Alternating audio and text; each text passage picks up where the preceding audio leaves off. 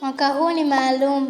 2019 ni mwaka wa kimataifa wa lugha za asili kama ilivyotajwa na Umoja wa Mataifa.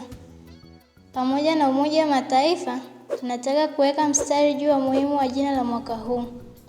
Lugha za asili zipo hatarini na ni lugha zinazotishiwa kwa kawaida.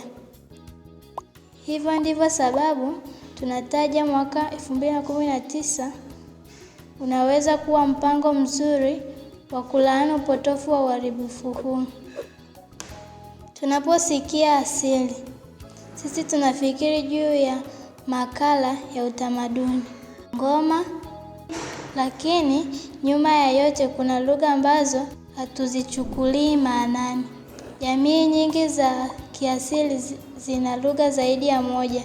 Hata hivyo, wao huiacha lugha yao mama nyuma na baada yake kubaki na lugha kubwa na kuishi kuwa na lugha moja bila kuwa na ufahamu kamili juu ya faida ya kuwa na lugha za asili. Kwa bahati mbaya, kuna mifano mingi ya kupoteza lugha. Moja ya sababu ni kwamba shule hazifundishi lugha hizo. Shule ni muhimu, lakini inahitaji kuwa na lugha na kutoa elimu bora ikiwa ni kuimarisha lugha za asili.